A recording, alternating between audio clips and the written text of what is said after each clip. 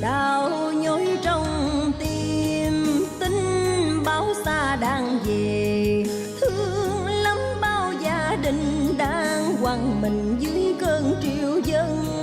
Tiếng kêu thét trong mưa dầm, tìm thăm tình khuất sao màn đêm.